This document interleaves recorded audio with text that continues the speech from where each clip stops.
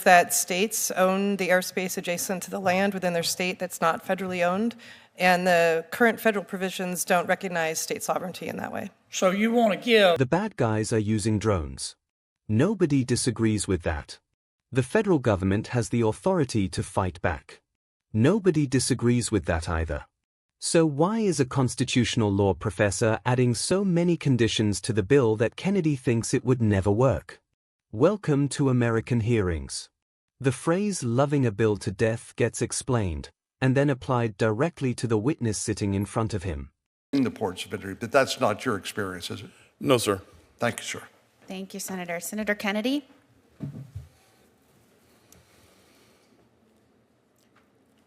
The bad guys are using drones.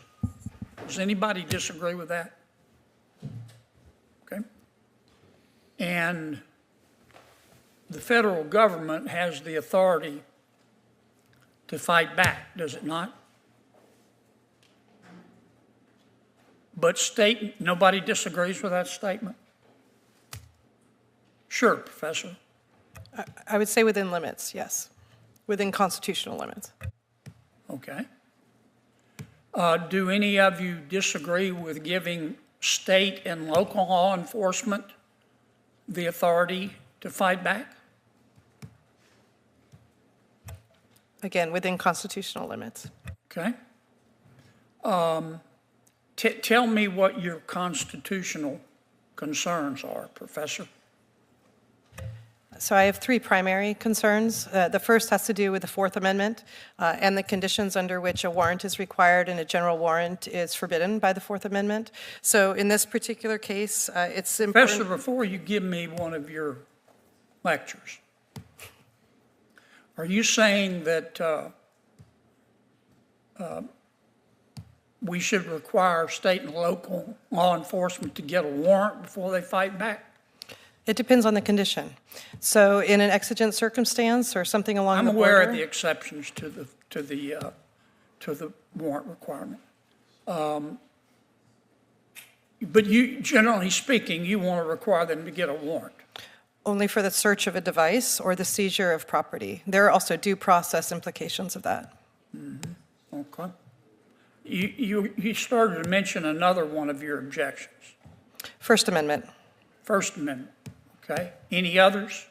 Yeah, I also have a state rights, a 10th Amendment concern here, which is that states own the airspace adjacent to the land within their state that's not federally owned, and the current federal provisions don't recognize state sovereignty in that way. So you want to give state and local law enforcement the authority to fight back, but you want to list a whole lot of conditions. Is that a fair assessment? Not a whole lot, but some. There needs to be a nexus to the facility. It can't be any drone anywhere in America if you're concerned about a particular facility, but right now it's too broad.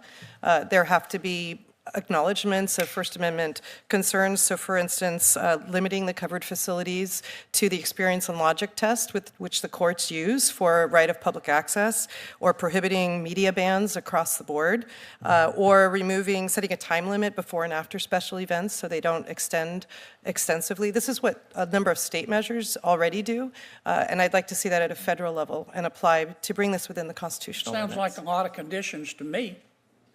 No, not very many. As long as there's probable cause and the conditions are met, then absolutely you can. Have you ever heard of a legislative practice called loving a bill to death? Yes. Okay. And that's when you take a bill and somebody says, I'm really for this bill. But then they add so many amendments and they screw it up so badly that the bill either becomes ineffective or doesn't pass. Is that a pretty accurate description? Of the term? Yeah. Yes. You're trying to love this to death, aren't you? I disagree. You're not really for giving law enforcement the power to fight back, are you? I am in favor of giving law enforcement that power and respecting constitutional limits. I don't believe you, Professor. Okay? You're not talking to Bambi's baby brother here. Okay, I've read some of your stuff. I think you'd be more intellectually honest if you just come out and say, I'm on the side of the bad guys here.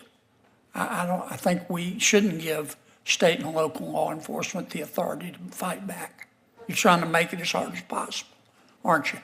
We'll have to disagree on that point, Senator. Nah. You know, you ever heard the expression, watch what they do, not what they say?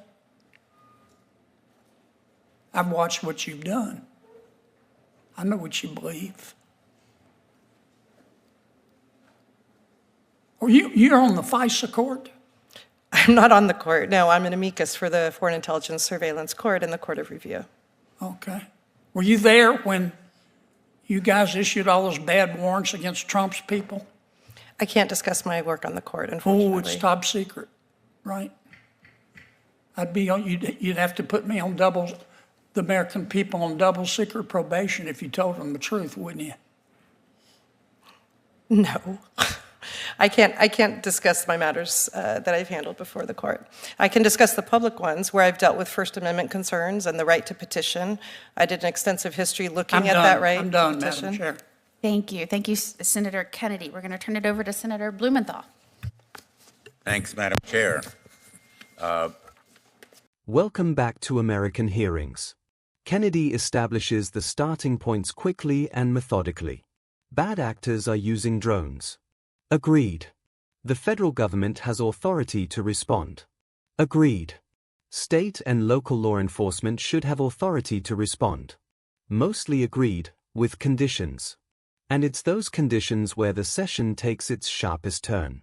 The professor's concerns are real and documented: Fourth Amendment warrant requirements for device searches, First Amendment implications for certain facility restrictions, 10th Amendment questions about state airspace sovereignty. Each one is a legitimate legal issue. Kennedy doesn't dispute that. What he disputes is the intent behind stacking them. The loving a bill to death concept is one of the more useful legislative observations Kennedy deploys in any hearing. He defines it precisely. You express support, you add amendments, the amendments accumulate until the bill either fails or becomes too narrow to matter. Then you say you were always for it. He applies it directly to the professor, and then doubles down when the professor denies it. I don't believe you. State it plainly. Not shouted. Kennedy follows it with, watch what they do, not what they say. He cites the professor's broader body of work as context for reading the current testimony. The FISA court pivot is brief but pointed. The professor can't discuss classified matters. Kennedy acknowledges it, and notes that the very existence of that limit is itself a form of accountability gap. The exchange closes unresolved, as many Kennedy professor encounters do. But the legislative principle Kennedy surfaces, that complexity can be weaponized, is worth carrying out of the room. Subscribe to American Hearings.